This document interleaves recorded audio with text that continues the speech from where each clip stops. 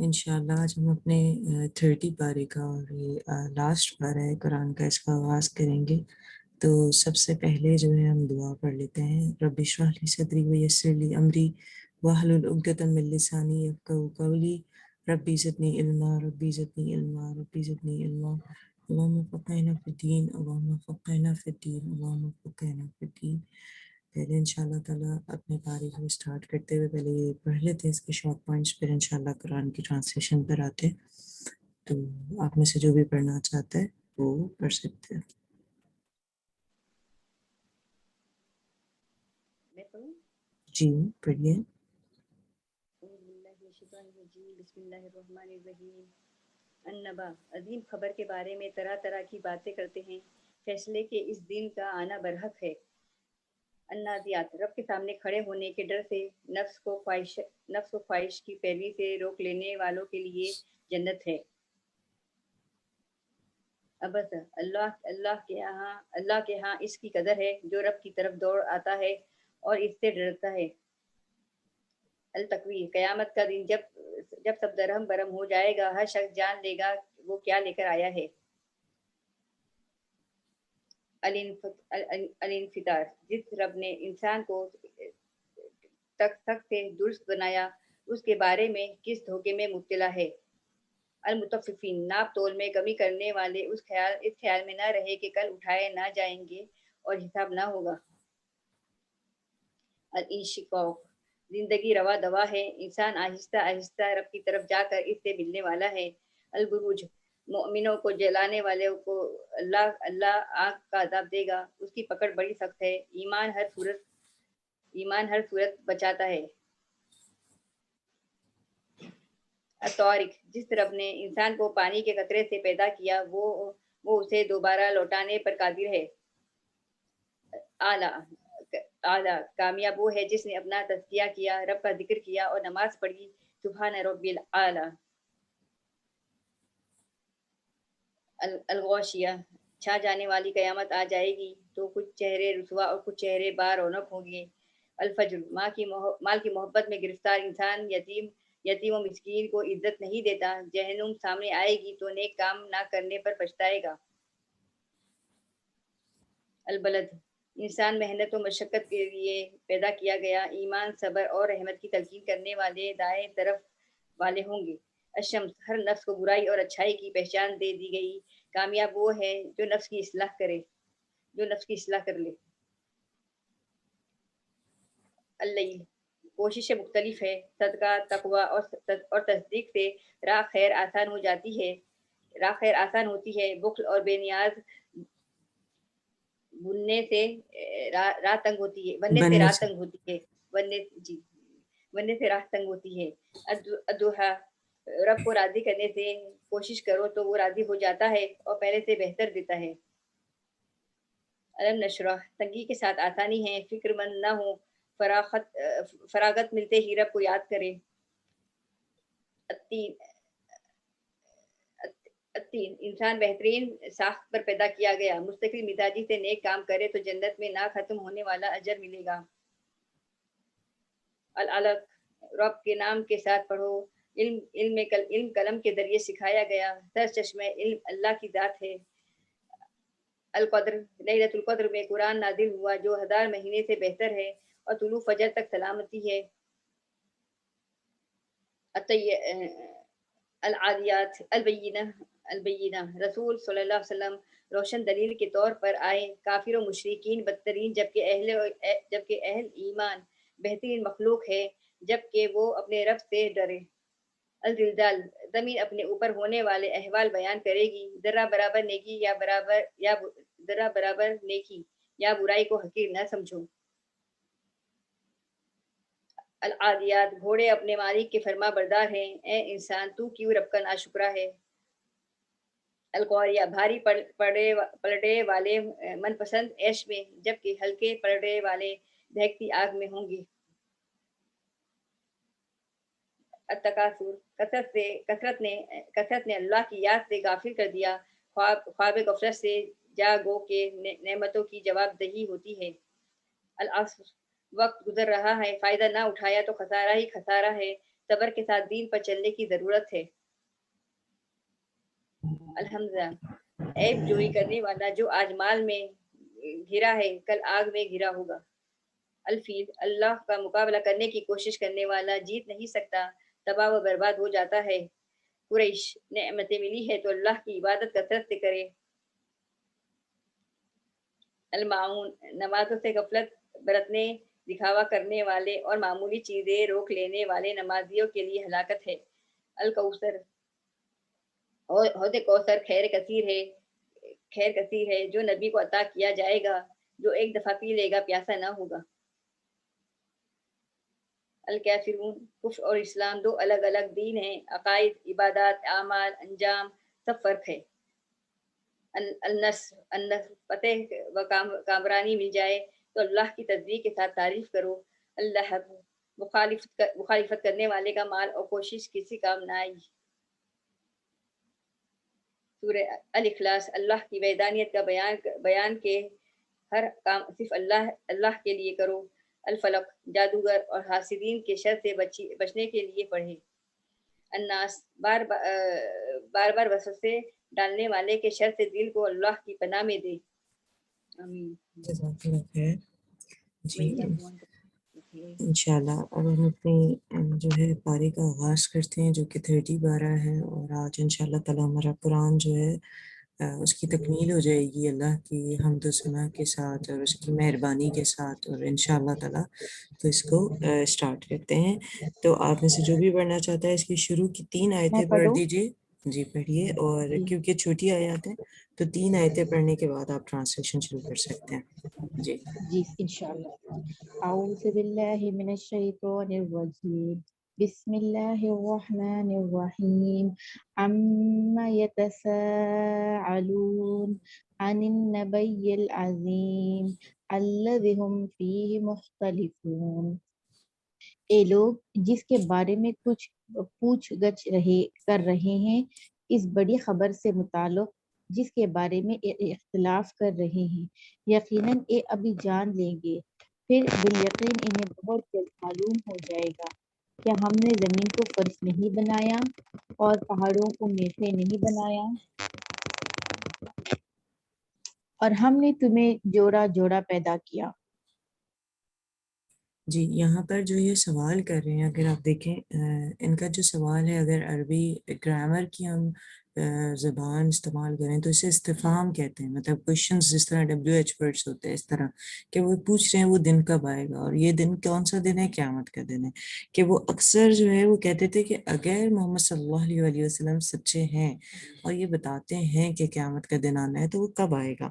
تو اس کے بارے میں ایک تو یہ پوچھ رہے ہیں، دوسرا ہم نے زمین کو فرش نہیں بنایا اور پہاڑ کو میخیں نہیں بنایا، اور ہم نے تمہیں جڑا جڑا بنایا۔ اللہ تعالیٰ ارشاد فرمائے کیا تم نے اس چیز پہ غور نہیں کیا کہ ہم نے جو زمین ہے اسے فرش بنایا ہے؟ جیسے ہم پورا قرآن ماشاءاللہ پڑھ کر یہاں تک پہنچ چکے ہیں 29 پارہ، تو ہم نے جو نوٹ کرا ہے وقتاً فوقتاً اللہ تعالیٰ نے جو ہمیں بتایا قرآن کے اپنے الفاظ میں، وہ یہ ہے کہ اللہ تعالیٰ نے زمین کو فرش، آسمان کو چھت، اور جو پہاڑ ہیں انہیں میخیں، مطلب جس طرح کیڑے آپ نے دیکھا ہے کیلے ہوتی ہیں، یا آپ کہیں کہ ایک چادر اڑ رہی ہو تو ہم کونے پر کوئی چیزیں رکھ دیتے ہیں کہ وہ ہلے نہ ہی ہوا کے مارے، تو اللہ تعالیٰ نے پہاڑوں کو گاڑا تاکہ وہ اس طرح کہ جتنے وہ اوپر نظر آتے ہیں اس سے کئی گنا نیچے کی طرف ہوتے ہیں، کہ وہ زمین اس سے ہلے نہیں۔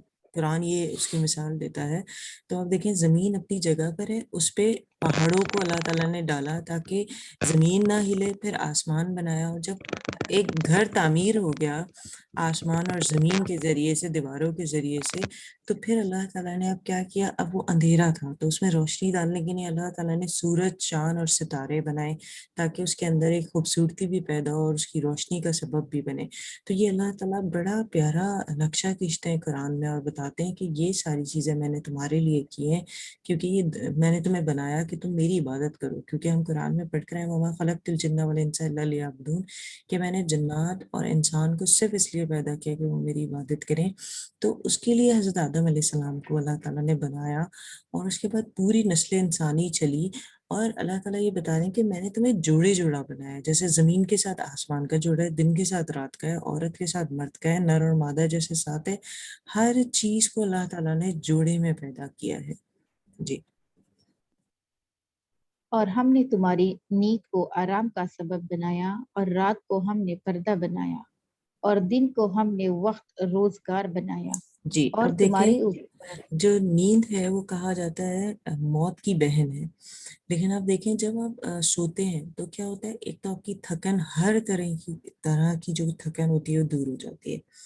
دوسرا آپ دیکھیں جب آپ بیمار بھی ہوتے ہیں تو آج ڈاکٹر بھی آپ کو بتاتے ہیں کہ جب آپ سو جاتے ہیں تو آپ کی ہیلنگ پاور جو ہوتی ہے وہ نارمل ٹائم سے زیادہ آپ کی جو ہے ہو جاتی ہے، اور اس میں زیادہ ریکور کر رہی ہوتی ہے آپ کی باڈی ہر طریقے سے. جس طرح ہم کہتے ہیں نا ٹوٹی پھوٹی چیزوں کو ہم جوڑ کے کھڑا کر دیں، بالکل اس طرح انسان تھک کے چور کے سوتا ہے، لیکن جب وہ اٹھتا ہے تو بالکل تازہ دم ہو کر اٹھتا ہے. پھر کہا گیا رات کو ہم نے پردہ بنایا. جس طرح دیکھیں انسان کپڑے جو ہیں انسان کے وہ کیا کرتے ہیں کہ اس کی ہر طریقے کے ایپ کو بھی چھپاتے ہیں، ہر چیز کو چھپا لیتے ہیں. بالکل اسی طرح رات کو پردہ بنانے کا مطلب یہ کہ وہ ہر چیز کو چھپا لیتی ہے، اور دن کو ہم نے وقت روزگار بنایا. مطلب اب آپ اللہ کا فضل تلاش کریں اور نکل جائیں. دن کے لیے کہا گیا کہ کاروبار کیا جائے. تو آپ دیکھیں یہ جو رول جس ملک میں بھی اپلائی ہوتا ہے کہ رات کو سونا اور صبح ارلی مارننگ فجر کے بعد تجارت کی جائے، تو آپ دیکھیں ان جتنے بھی ایسے کنٹریز ہیں وہ زیادہ ترقی یافتہ ہیں کمپیئر ٹو ان کنٹریز کے جو لوگ پوری رات جاگتے ہیں اور پورے دن سوتے ہیں اور پھر شام میں نکلتے ہیں کاروبار کے لیے. وہ ملک اگر ان تمام ممالک کی آپ معیشت دیکھیں تو وہ تقریباً آلموسٹ بہت لو ملے گی آپ کو. لیکن اگر آپ ایسے ممالک کو دیکھیں جن کی جو ہے کام کرنے کے لیے لوگ نکل جاتے ہیں فجر کے بعد، تو اس میں آپ کو برکت نظر آئے گی. اس میں حضور صلی اللہ علیہ وسلم کے پاس ایک صحابی آئے، انہوں نے کہا نبی صلی اللہ علیہ وسلم میرے رزق میں برکت نہیں ہے. تو آپ صلی اللہ علیہ وسلم نے ارشاد فرمایا کہ آپ فجر کے بعد تجارت کیا کریں. اور جیسے ہی انہوں نے شروع کی اس کے تقریباً 6 منتھ بعد جب وہ آئے تو انہوں نے نبی صلی اللہ علیہ وسلم کو بتایا کہ میری جو کاروبار ہے اس میں اللہ تعالیٰ نے بہت زیادہ برکت دے دی ہے. ایون آپ گھر کے کاموں میں ہی دیکھ لیں، ہم خواتین ہیں کہ جو خواتین فجر میں اٹھتی ہیں اور گھر کے کام شروع کرتی ہیں وہ صبح ارلی مارننگ جو ہے وہ اپنے تمام کام کر کے فری ہو جاتی ہیں. لیکن جو خواتین پورے دن کرتی رہتی ہیں دیر سے اٹھیں، آپ دیکھیں وہ یہی کہتی ہیں ہمیں ٹائم ہی نہیں ملتا. وہ ہمیشہ اپنے ٹائم کو اچھے سے یوٹیلائز کریں. جی. اور تمہارے اوپر ہم نے 7 مضبوط آسمان بنائے اور ایک چمکتا ہوا روشن چراغ سورج پیدا کیا، اور بادلیوں میں ہم نے بکثرت بہتا ہوا پانی برسایا تاکہ اس سے اناج اور سبزہ اگائیں اور گھنے باغ بھی اگائیں. بے شک فیصلے کے دن کا وقت مقرر ہے جس دن کے سور میں پھونکا جائے گا. تم پھر فوج در فوج چلے آؤ گے اور آسمان کھول دیا جائے گا، اس میں دروازے دروازے ہو جائیں گے اور پہاڑ چلائے جائیں گے پس وہ سراب ہو جائیں گے. بے شک دوزخ گھات میں ہے، سرکشیوں کا ٹھکانہ وہی ہے، اس میں وہ مدتوں تک پڑے رہیں گے. نہ کبھی اس میں خنکی کا مزہ چکیں گے نہ پانی کا، سوائے گرم پانی اور بہتی پیپ کے. ان کو پورا پورا بدلہ ملے گا. انہیں تو حساب کی توقع ہی نہ تھی اور بے باکی سے ہماری آیتوں کی تکذیب کرتے تھے. ہم نے ہر ایک چیز کو لکھ کر شمار کر رکھا ہے. اب تو اپنے کیے کا مزہ چکو، ہم تمہارے عذاب ہی بڑھاتے رہیں گے. یقیناً پرہیزگار لوگوں کے لیے کامیابی ہے، باغات ہے اور انگور ہے اور نوجوان کنواری ہم عمر عورتیں ہیں اور چھلکتے ہوئے جام شراب ہے. وہاں نہ تو بےہودہ باتیں سنیں گے اور نہ جھوٹی باتیں سنیں گے. ان کو تیرے رب کی طرف سے ان کے نیک اعمال کا ایک بدلہ ملے گا جو کافی انعام ہوگا. اس رب کی طرف سے ملے جو کہ انسانوں کا اور زمین کا اور جو کچھ ان کے درمیان ہے ان کا پروردگار ہے اور بڑے بخشنے والا ہے. کسی کو اس بات سے بات چیت کرنے کا اختیار نہیں ہوگا. جس دن روح اور فرشتے صفے باندھ کر کھڑے ہوئے ہوں گے تو کوئی کلام نہ کر سکے گا مگر جسے رحمان اجازت دے دے اور وہ ٹھیک بات زبان سے نکالے۔ اے دن حق ہے، اب جو چاہے اپنے رب کے پاس نیک اعمال کر کے ٹھکانہ بنا لے۔ ہم نے تمہیں عنقریب آنے والے عذاب سے ڈرا دیا اور چوکنا کر دیا ہے، جس دن انسان اپنے ہاتھوں کی کمائی کو دیکھ لے گا اور کافر کہے گا کہ کاش میں مٹی ہو جاتا۔ جی، اس میں دیکھیں جو آیات پیچھے گزری ہیں، آیت نمبر 15 اور 16 اور تسلسل سے، تو دیکھیں اس میں پھر سے بتایا گیا کہ اللہ نے 7 مضبوط آسمان بنائے ہیں، اور پھر اس میں چمکتا ہوا روشن چراغ جو رکھا ہے، جو روشنی کرتا ہے پوری دنیا میں، جس طرح اللہ تعالیٰ نے بتایا کہ زمین کو فرش اور پہاڑوں کو اللہ تعالیٰ نے کیل کی طرح، میخوں کی طرح گاڑ دیا ہے، اور آسمان کو چھت بنایا، تو اس کو پر نور بنانے کے لیے جو چراغ بنایا وہ سورج بنایا ہے، اور بادلوں کی مثال دی جو پانی لے کے چلتے ہیں، اور آپ دیکھیں کہ وہ بادل جن میں اگر آپ پورا واٹر سائیکل دیکھیں تو کس طریقے سے پانی اس کے اندر آتا ہے۔ یہ کس چیز کی آواز ہے عائشہ؟ نہیں، میرے یہاں پہ تو کمپلیٹ سائلنس ہے، کوئی نہیں ہے۔ اچھا، یہ کس چیز کی آواز آ رہی ہے؟ کیونکہ جب آ رہی ہے نا آواز تو آپ کی جو اس اچھا آواز آ رہی ہے، ایک جی جس طرح وائبریشن کی ہوتی ہے، تو ابھی اب صحیح ہے جی ابھی ٹھیک ہے۔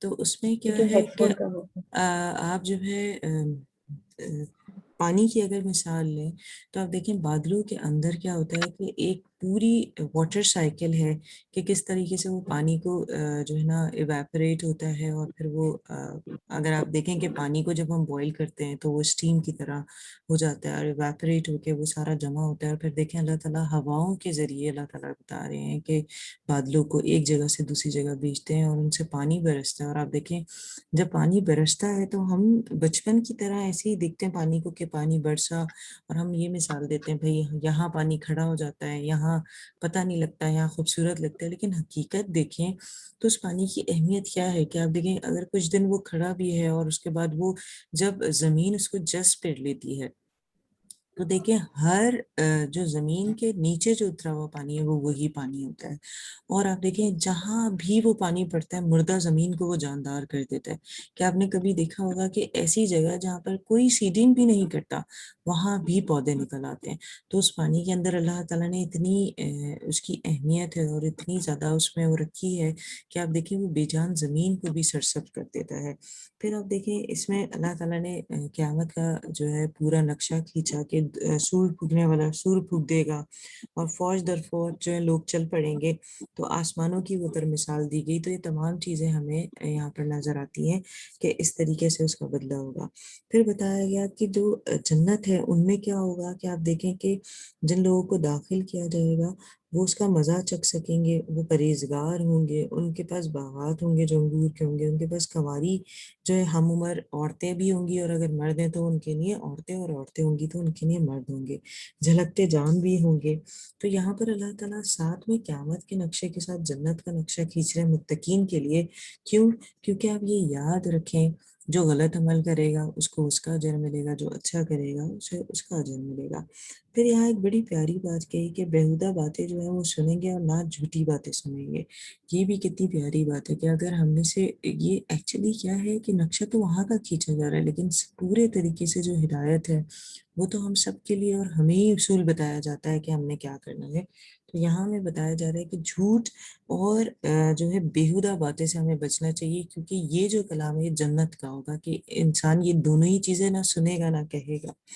اور پھر بتایا گیا کہ اپنے رب کی جو ہے اس دن سب کا بدلہ اللہ تعالیٰ دے گا جو انسان نیک عمل کرتا تھا، اور وہ ارشاد فرمایا جا رہا ہے کہ جو روح اور فرشتے ہیں وہ صفے باندھ کر کھڑے ہوں گے تو کوئی کلام نہ کر سکے گا مگر جسے رحمان اجازت دے۔ یہاں تو انسان کا جس سے دل چاہتا ہے اپنا پوائنٹ آف ویو رکھ دیتا ہے کہ وہ ٹھیک ہے کہ سامنے والا ٹھیک ہے، یا ایٹ لیسٹ جو ہے وہ اپنی چوائس پر اپنی رائے دے سکتا ہے۔ یہاں پر ہر انسان موجود تو ہوگا، فرشتے بھی ہوں گے، روحیں بھی ہوں گی، لیکن صرف وہی بات کرے گا جسے اللہ اجازت دے گا۔ اور اس کے علاوہ آپ نے جیسے کہ ہم بے شمار احادیث سے بھی سنتے ہیں کہ جو نیک اعمال والے ہوں گے، جو دانے اعمال والے ہوں گے، جن کے اعمال جو ہے دانے ہاتھ میں ہوں گے، سیدھے ہاتھ میں ہوں گے، ان میں بے شمار ایسے لوگ ہوں گے جو بغیر حساب کتاب کے جنت میں داخل کر دیے جائیں گے. جیسے ایک ریاض الصالحین کی حدیث ہے، 70,000 لوگ ایسے ہیں جو بغیر حساب کتاب کے جنت میں داخل کر دیے جائیں گے.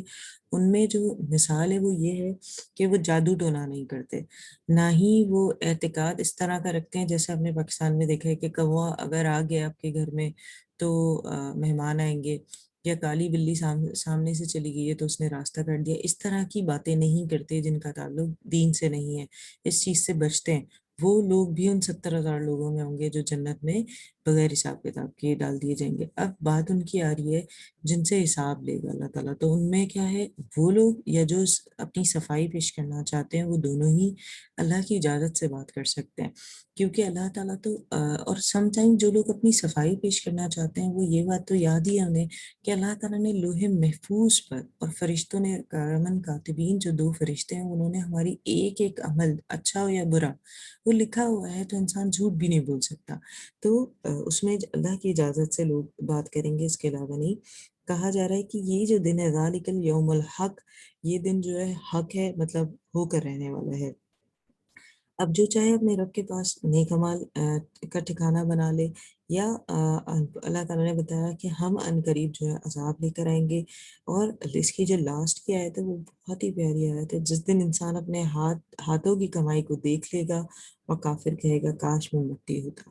کیونکہ آپ دیکھیں اللہ تعالیٰ کے پاس جو چیزیں محفوظ ہیں جو ہم کر چکے ہیں، اگر مجھ سے پوچھا جائے کہ ابھی ہم 30 پارے پہ ہیں، فرسٹ پارے پر ہم نے کیا پڑھا تھا، کس طریقے سے پڑھا تھا، کیا ٹائمنگ تھی، تو شاید ہمیں کچھ یاد نہیں ہوگا. لیکن اللہ تعالیٰ نے ہر چیز کو ریکارڈ کر کے سیو کیا ہوا ہے، تو وہ ہمیں بتا دے گا. اور اس دن جو مسلمان ہوں گے، جو نیک اعمال کرنے والے ہوں گے وہ تو خوش ہوں گے، لیکن جو برے عمل کرنے والے ہوں گے وہ کہیں گے کہ کاش ہم آج مٹی ہو جائے، مطلب ختم ہو جائے، اور ہم سے یہ حساب کتاب ہی نہ ہو، ہمیں فیس ہی نہ کرنا پڑے. جی آگے آیات آ رہی ہے نازیات، اور اس کے جو ہے جو آیات ہیں وہ ہیں 46، اور اس کے رکوعات ہیں 2، تو وہ پڑھتے ہیں انشاءاللہ. جی عائشہ آپ انمیوٹ کر لیجیے مائک اپنا. ڈوب کر سختی سے کھینچنے والوں کی قسم، بند کھول کر چڑھا دینے والوں کی قسم، اور تیرنے پھرنے والوں کی قسم، پھر دوڑ کر آگے بڑھنے والوں کی قسم، پھر کام کی تدبیر کرنے والوں کی قسم. جس دن کانپنے والی کانپنے گی، اس کے بعد کے پیچھے آنے والی پیچھے پیچھے آئے گی. بہت سے دل اس دن دھڑکتے ہوں گے جن کی نگاہیں نیچی ہوں گی. کہتے ہیں کہ ہم پہلی کی سی حالت کی طرف پھر لوٹائے جائیں گے. کیا اس وقت جب تک کہ ہم بوسیدہ ہڈیاں ہو جائیں گے؟ کہتے ہیں پھر تو یہ لوٹنا نقصان دہ ہے. معلوم ہونا چاہیے وہ تو صرف ایک خوفناک ڈانٹ ہے کہ جس کے ظاہر ہوتے ہی وہ ایک دم میدان ان میں جمع ہو جائیں گے. کیا موسیٰ علیہ السلام کی خبر تمہیں پہنچی ہے جبکہ انہیں ان کے رب نے پاک میدان طوا میں پکارا کہ تم فرعون کے پاس جاؤ، اس نے سرکشی اختیار کر لی ہے. اس سے کہو کہ کیا تو اپنے تزکیے اور اصلاح چاہتا ہے، اور اے کہ میں تجھے تیرے رب کی راہ دکھاؤں تاکہ تو اس سے ڈرنے لگے. بس اس سے بڑی نشانی دکھائی تو اس نے جھٹلایا اور نافرمانی کی. پھر پلٹا دوڑ دھوپ کرتے ہوئے، پھر سب کو جمع کر کے پکارا تم سب کا رب میں ہی ہوں. تو سب نے بلند و بالا اللہ نے بھی اسے آخرت کے اور دنیا کے عذاب میں گرفتار کر لیا. بے شک اس میں اس شخص کے لیے عبرت ہے جو ڈرے. کیا تمہارا پیدا کرنا زیادہ دشوار ہے یا آسمان کا؟ اللہ تعالیٰ نے اسے بنایا، اس کی بلندی اونچی کی فراء سے ٹھیک ٹھاک کر دیا، اس کی رات کو تاریک بنایا اور اس کے دن کو نکالا، اور اس کے بعد زمین کو ہموار بچھا دیا، اس میں سے پانی اور چارہ نکالا اور پہاڑوں کو مضبوط گاڑ دیا. یہ سب تمہارے اور تمہارے جانوروں کے فائدے کے لیے ہیں۔ پس جب وہ بڑی آفت قیامت آ جائے گی، جس دن کے انسان اپنے کیے ہوئے کاموں کو یاد کرے گا اور ہر دیکھنے والے کے سامنے جہنم ظاہر کی جائے گی، تو جس شخص نے سرکشی کی ہوگی اور دنیاوی زندگی کو ترجیح دی ہوگی، اس کا ٹھکانہ جہنم ہی ہے۔ ہاں، جو شخص اپنے رب کے سامنے کھڑے ہونے سے ڈرتا رہا ہوگا اور اپنے نفس کو خواہش سے روکا ہوگا تو اس کا ٹھکانہ جنت ہے۔ لوگ آپ سے قیامت کے واقع ہونے کا وقت دریافت کرتے ہیں، آپ کو اس کے بیان کرنے سے کیا تعلق؟ اس کے علم کی انتہا تو اللہ کی جانب ہے، آپ تو صرف اس سے ڈرتے رہنے والوں کو آگاہ کرنے والے ہیں۔ جس روز یہ اسے دیکھ لیں گے تو ایسا معلوم ہوگا کہ صرف دن کا آخری حصہ یا اول حصہ ہی دنیا میں رہے ہیں۔ اس کی جو فرسٹ رکوع ہے آپ نے اس میں دیکھا کہ قیامت کے بارے میں بتایا گیا ہے۔ پہلے تو فرشتوں کی قسمیں بتائی گئی ہیں، والنازعات غرقا والناشطات نشطا والسابحات سبحا والسابقات سبقا فالمدبرات امرا۔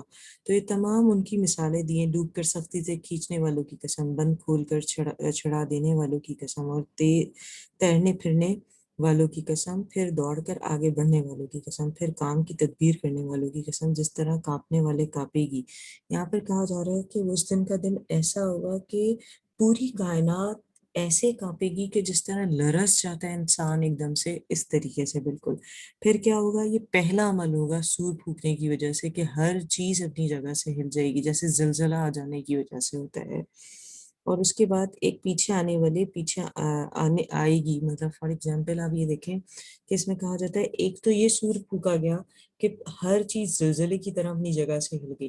دوسرا جب سور پھونکا جائے گا تو کیا ہوگا؟ جو لوگ قبر میں بھی موجود ہوں گے وہ نکل کر اللہ تعالیٰ کے سامنے پیش ہو جائیں گے، اور پھر بتایا جائے گا کہ جن کی نگاہیں نیچے ہوں گی کہتے ہیں کہ ہم کیا پہلی کی حالت میں دوبارہ لوٹ آئے ہیں۔ مطلب اگر آپ یہ دیکھیں کہ اس میں ہر شخص جو ہوگا، ہر شخص وہ اللہ تعالیٰ کے سامنے نیچے نظریں کیے ہوگا۔ یہاں پر ہم مثال کے طور پر دیکھتے ہیں کہ جو بچے بہت باادب ہوتے ہیں، جب وہ اپنے پیرنٹ سے بات کر رہے ہوتے ہیں تو ان کی نظریں نیچے ہوتی ہیں۔ یہ ادب کی بھی نشانی ہوتی ہے۔ ایک اس چیز کی نشانی ہوتی ہے کہ جب بچہ کوئی غلطی کر دیتا ہے اور پیرنٹس انہیں کچھ کہہ رہے ہوتے ہیں تو ان کی نظر نیچے ہوتی ہے شرمندگی میں۔ تو جو لوگ غلط عمل کریں گے ان کی بھی مثال اس کے اندر موجود ہے۔ وہ کہیں گے کہ ہم بوسیدہ ہڈیاں ہو جائیں گے، کہتے ہیں کہ پھر تو یہ لوٹنا نقصان دہ ہے۔ مطلب اگر آپ دیکھیں انسان کو اللہ تعالیٰ نے ایسے ہی بنایا نا کہ وہ بالکل ریزہ ریزہ ہو جائے گی اس کی جو جسم کا حصہ ہے، اور پھر اس کو اللہ تعالیٰ اٹھائے گا۔ تو اللہ تعالیٰ ارشاد فرما رہا ہے کہ یہ تو اللہ کا کام ہے، وہ ضرور کرنے والا ہے، اور سب کو ایک دن میدان میں جمع ہو جائیں گے سارے لوگ۔ پھر فرعون کی مثال دی کہ وہ سرکشی اس نے اختیار کی، تو اللہ تعالیٰ نے حضرت موسیٰ علیہ السلام کو ان کی طرف بھیجا۔ اس میں مثال اس کی بھی ہے جو حضرت موسیٰ علیہ السلام کوہ طور پر جو ہے اللہ تعالیٰ سے بات کرنے اور آنکھ لینے کے لیے گئے تھے۔ وہ بات کرنے کے بعد اللہ تعالیٰ نے ارشاد فرمایا ہے اگلے جو رکوع ہے اس میں کہ بے شک اس میں اس شخص کے لیے عبرت ہے جو ڈرے، کیا تمہارا پیدا کرنا اور زیادہ دشوار ہے یا آسمان کا؟ کیونکہ اللہ تعالیٰ اب یہاں پر ارشاد فرما رہے کیونکہ انسان بالکل ریزہ ریزہ ہو گیا، اس کو دوبارہ اللہ تعالیٰ نے کھڑا کیا، تو اللہ تعالیٰ ارشاد فرما رہے ہیں کہ ذرا سوچو تو کہ تمہارا دوبارہ زندہ کرنا یا پہلی دفعہ زندہ کرنا زیادہ مشکل ہے یا آسمان کو بنانا؟ کیونکہ آسمان تو اتنا بڑا ہے، انسان کے بارے میں اللہ تعالیٰ نے قرآن میں کیا کہا کہ وہ تو ایک نطفہ ہے جسے اللہ تعالیٰ نے لوتھڑے میں بنایا اور اس کے بعد اس کو ایک شکل دی اور اس دنیا میں بھیج دیا، اور اس دنیا میں آنے کے بعد بھی ایک اس کا طریقہ کار ہے کہ وہ بچپن سے جوانی، جوانی سے بڑھاپے کی طرف، اور پھر قبر میں جائے گا، اور قبر سے جو ہے آپ یہ دیکھیں روز حشر میں اللہ تعالیٰ کے سامنے اس نے حاضر ہونا ہے، جو پوری سائیکل ہے اس کی۔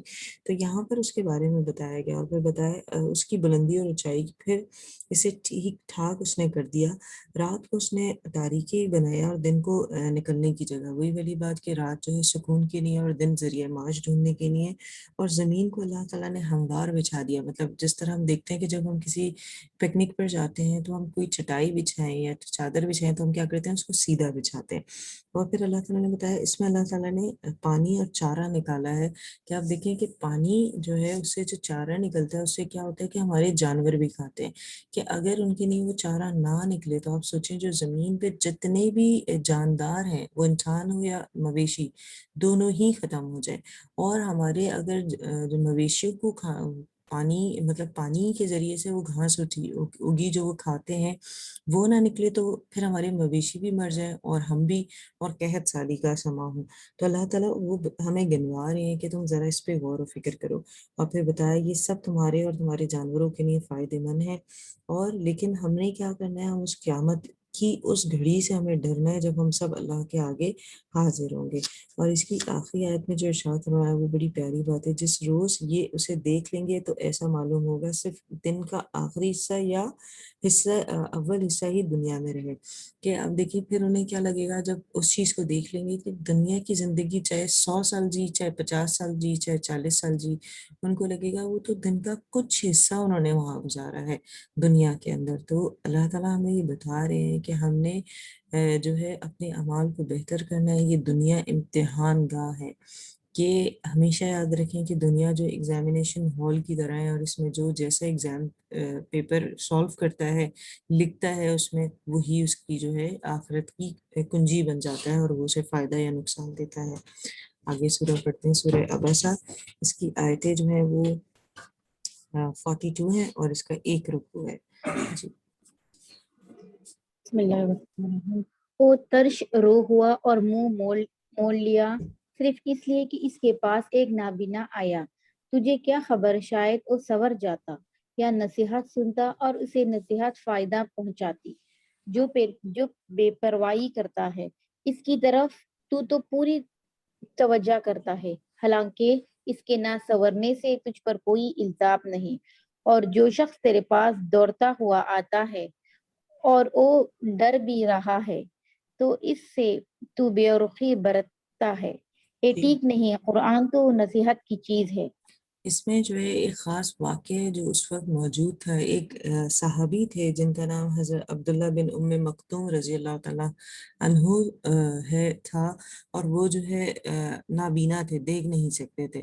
جس وقت وہ آئے تو نبی صلی اللہ علیہ وآلہ وسلم جو بہت محترم قریش کے لوگ تھے ان سے بات کر رہے تھے، اور جیسے انبیاء کرام کا ہمیشہ یہ طریقہ کار رہا ہے، انبیاء کرام کی سنت رہی ہے کہ وہ یہ ہمیشہ سوچتے رہے ہیں کہ اگر ہم کسی قبیلے کے انسان اگر اسلام قبول کر لیتا ہے تو اس کے انڈر جتنے بھی لوگ آتے ہیں اس کے اپنے قبیلے کے، وہ تمام لوگ ایمان لے آتے ہیں۔ تو اصل وجہ یہ ہوتی ہے کہ ان کو توجہ دی جائے، اور نبی صلی اللہ علیہ وآلہ وسلم کے چہرے پہ جو تاثرات تھے، مطلب ان کو ایک نظر انداز جو کر رہے تھے، ناگواری کا جو اظہار تھا جو نبی صلی اللہ علیہ وسلم کے چہرے پر تھا، وہ حضرت عبداللہ بن، اگر آپ دیکھیں حضرت عبداللہ بن ام مکتوم جو ہے وہ محسوس نہیں کر سکتے تھے، لیکن کیونکہ اللہ تعالیٰ بڑا مہربان ہے تو اللہ تعالیٰ نے ارشاد فرمایا چاہے وہ نابینا ہے لیکن اس کا سوال بھی اتنا ہی امپورٹنٹ ہے جتنا آپ قریش مکہ کے یہ جو محترم لوگوں کو سکھا رہے ہیں۔ تو اللہ تعالیٰ نے ہمیں بتایا ہے کہ اگر آپ دین کی تعلیم دے رہے ہیں تو آپ کے درمیان ہر انسان برابر ہے، اس میں آپ نے کسی میں بھی کمی پیشی کسی کو دینے میں نہیں کرنی کسی بھی وجہ سے، کیونکہ ہر ایک کا لینے کا طریقہ الگ ہوتا ہے، کسی میں کچھ صلاحیت ہوتی ہے اور کسی میں کچھ ہوتی ہے۔ تو ہم اگر دینے کے لیے بیٹھیں تو ہمارا جو پیمانہ ہے وہ ایک جیسا ہونا چاہیے، اس میں کوئی کمی پیشی نہیں ہونی چاہیے۔ اور یہاں پر اس خاص واقعے کی طرف اللہ تعالیٰ نے توجہ دلائی، اور اللہ تعالیٰ نے ارشاد فرمایا کہ آپ مخلص ہو کر جو ہے اپنے دین کا کام کریں اور سب کے لیے ایک جیسا رویہ اختیار کریں۔ جی